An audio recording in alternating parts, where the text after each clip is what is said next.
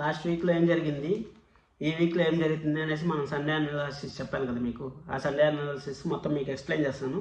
ఈ week last week చెప్పింది 100% జరిగింది. కావాలంటే మీరు చెక్ చేసుకోండి. ఈ వీక్ ఏం జరుగుతుందంటే, పుట్టిన పాప వీళ్ళ దగ్గరికి వస్తుందా రాదా, పుట్టిన పాప ఎలా తెలుసుకుంటారు, వాళ్ళు పుట్టిన పాప మన్నం పెట్టే అనేసి విక్కీ వాళ్ళకి ఎలా తెలుస్తుంది, పద్మావతి విక్కీ ఎలా ఉంటారు ఈ వారంలో, మురళిని పద్మావతి ఎలా ఎదుర్కొంటుంది, ఇప్పుడు అరవింద్ అని మురళి ఏమైనా చేస్తాడా అనేసి మనం చూడాలి. ఎందుకంటే అరవింద్ అని ఇంటికి తీసుకెళ్ళాడు కదా, అదంతా చూడాలి.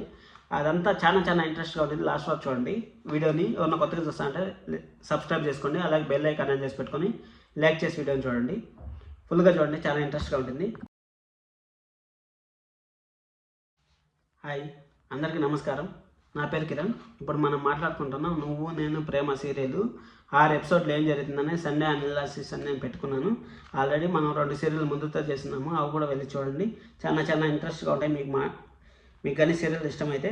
లాస్ట్ వీక్లో ఏం జరిగిందంటే, ఒక పాప పుట్టింది. ఆ పాపని తప్పించాలనేసి, ఆ పాపని మురళి చంపేయాలనుకుంటే ఆ పాపని తప్పించాలని అరవింద గారు విక్కీ కార్లో పెట్టేస్తారు. విక్కీ కార్లో పెట్టేస్తే విక్కీ ఏం చేస్తున్నాడు, ఎత్తుకుపోయేసి అనాథాశ్రమంలో జరిపించేస్తారు. అనాథాశ్రమంలో జరిపించేస్తే అనాథాశ్రమంలో ఎందుకు జరిపించాల్సి వచ్చింది, ఎక్కడ ఏమనేసి వాళ్ళ ఇంట్లో వాళ్ళు చెప్తాడా లేదా అనేసి మనం ఇప్పుడు డిస్కషన్ చేసుకున్నాం. అది ఏం జరిగిందంటే, ఇప్పుడు అరవింద గారికి ఒక్కరికే తెలుసు ఆ పాప కాలుపైన మచ్చుంది, వాళ్ళ అమ్మ కూడా మచ్చుంది, వాళ్ళ అమ్మే మళ్ళీ పుట్టింది అనేసి అరవింద్ర గారు ఫిక్స్ అయ్యారు.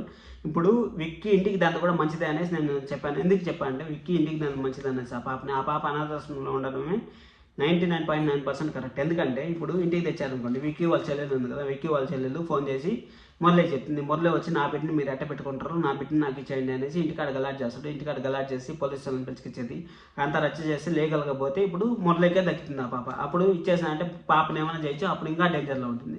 అందుకోసం అనేసి నేను చెప్పాను. లాస్ట్ వరకు చూడండి వీడియో అనేసి. మీకు ఈ పాయింట్ కానీ నచ్చినట్టయితే లైక్ చేయండి, అలాగే సబ్స్క్రైబ్ కూడా చేసుకోండి. ఇప్పుడు ఆ పాపని అనాథాశ్రమంలో పెట్టేసి వచ్చారు. అనాథాశ్రమంలో పెట్టేసి వచ్చిన తర్వాత ఇప్పుడు విక్కీకి పద్మావతికి అసలు ఈ వారం అంతా మాటలే ఉండవు. పద్మావతి ఎంత హెల్ప్ చేయాలని చూసినా కానీ విక్కీ అయితే హెల్ప్ తీసుకోడు. ఎందుకని చెప్తాను, ఆల్రెడీ ఇప్పుడు పద్మావతి నిజం చెప్పేసింది. మురళి ఈ విధంగా నాకు వీడియో కాల్ చేశాడు, వీడియో కాల్ చేసి నన్ను ఈ విధంగా ఇబ్బంది పెట్టాడు, అందుకే నేను చెప్పేస్తాను అనేసి. పద్మావతి కూడా ఎక్కడ మిస్టేక్ చేసిందంటే, అప్పుడు ఆ రోజే చెప్పేసింటే విక్కీకి ఈ విధంగా జరిగింది అనేసి. ఆ రోజే కానీ విక్కీకి చెప్పింటే ఆ విక్కీ ఏదో ఒకటి చేసింటాడు. కానీ పద్మావతి అంతా జరిగిపోయిన తర్వాత ఇప్పుడు ఆ పాపను కూడా ఎత్తుపోయి అనాథాశ్రమంలో జరిపించేశారు. అసలు ఎంత తొందరగా నొప్పులు వస్తాయని ఎవరు అనుకుంటారు, మీరు కూడా అనుకుంటారు నాకు తెలుసు.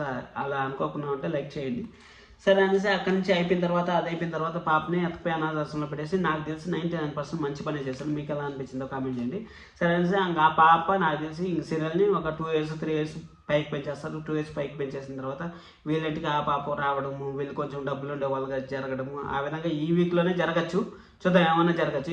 అప్పుడు 2 years 3 years అయిపోయిన తర్వాత పాప కొంచెం నడుస్తూ ఉండడము, లేకపోతే అనాథాశ్రమంలో పోయేసి వీళ్ళు బిడ్డ అని తెలుసుకుని అనాథాశ్రమం పోయే కొందుకు అనాథాశ్రమంలో ఆ బిడ్డని వేరే వాళ్ళకి ఇచ్చేయడము. ఆల్రెడీ అనాథాశ్రమంలో కూడా మనకు చెప్పారు. ఏం చెప్పారు, 1 week 1 monthలో ఎవరో ఒకరు తీసుకెళ్ళిపోతారు సార్ వచ్చి, అప్పుడు మా బిడ్డని మాత్రం అడగద్దండి, అందుకోసమే మీరు పోలీస్ స్టేషన్లో కంప్లైంట్ ఇవ్వాలి అంతా చెప్పారు కదా. అంతా చెప్పినప్పుడు అప్పుడు మనకు ఆల్రెడీ డైరెక్టర్ గారు ముందునే చెప్తా ఉంటారు, ఏంటంటే బెడ్ని వేరే వాళ్ళు తీసుకెళ్ళిపోతారు. ఆ బెడ్ని కనుక్కోవాలంటే ఒకటే మార్గం ఉంది. ఆ మార్గం ఏమంటే ఆ మచ్చ వల్లనే ఇప్పుడు కనుక్కోగలరు. ఆ మచ్చ ఎప్పుడు కనుక్కుంటారు ఏమనేసి మనకు సస్పెన్స్గా ఉంటుంది. విక్కీకి వాళ్ళ అమ్మ దొరికే ఛాన్స్, వాళ్ళ అమ్మ అంటే ఆ పాపనే వాళ్ళ అమ్మ అని మనం కన్వే చేసుకుందాము. విక్కీకి వాళ్ళ అమ్మ దొరికే ఛాన్సెస్ చాలా 1% ఉంటాయి అంతే. చాలా తక్కువ ఉన్నాయని అనిపిస్తుంది. ఆ పాప దొరికేదని కూడా మన పద్మావతి గారే కారణం అవుతారని నాకైతే 100% అనిపిస్తుంది. పద్మావతి గారికి కూడా చెప్తారు. కానీ విక్కీ ఆ పాపను అనాథాశ్రమంలో పెట్టినట్టు ఇంట్లో వాళ్ళ కోరిక చెప్తారు. ఇంట్లో వాళ్ళకి చెప్తున్నారంటే ఇంట్లో వాళ్ళు చెప్తాడు, కానీ 4-5 ఎపిసోడ్ల తర్వాత చెప్తాడు ఈ విధంగా జరిగింది అనేసి. ఎందుకంటే పద్మావతి ఇప్పుడు విక్కీతో మాట్లాడట్లేదు. విక్కీ అందరితో అంత క్లోజ్గా ఉంటాడు. ఎందుకంటే విక్కీ బాధలో ఉన్నాడు కాబట్టి విక్కీ కోసం అంత. ఇంక మురళిని విక్కీ ఎలా ఎదుర్కొంటాడు, పద్మావతి ఎలా ఎదుర్కొంటుంది, ఇప్పుడు అరవింద్ ఎలా ఎదుర్కొంటుంది అనేసి మాట్లాడుకుందాం. మురళి చాలా క్రూషియల్గా ఉన్నాడు. ఎందుకంటే ఆ పాప నుంచి పంపించేశాడు. ఆ మురళికి దక్కాలంటే ఇప్పుడు అరవింద పైన రాశారు, అరవింద పైన ఆస్తి రాశారు, అరవింద సంతకం పెడితేనే ఆస్తి మురళికి వస్తుంది. అవంతా చేయాలంటే ఖచ్చితంగా ఇప్పుడు మురళి వచ్చి పాపని ఏదో పట్టుకోవాలి. మురళి ఒక పక్క ఎత్తుతా ఉంటాడు, కానీ ఒకే ఒక హింట్ ఎక్కడ ఉందంటే మచ్చ వల్ల ఒకే ఒక హింట్ ఉంది ఆ పాపను పట్టుకోవాలి. అది ఎవరికి తెలుసు అంటే అరవింద గారికి ఒక్కరికి తెలుసు, ఇంకెవరికి తెలియదు అసలు. మళ్ళీ హాస్పిటల్లో పోతే హాస్పిటల్లో సీసీ కెమెరాలు పనిచేయలేదు కాబట్టి ఇంక వాళ్ళు ఏం చేయలేరు. అరవింద మాత్రం వాళ్ళ ఇంటికి చేరిందని మాత్రం వీళ్ళకి తెలుస్తుంది. ఎందుకంటే అప్పుడు మురళి దగ్గరికి పోయేసి మురళి దగ్గర ఆల్రెడీ ఫైటింగ్ జరిగింది కదా.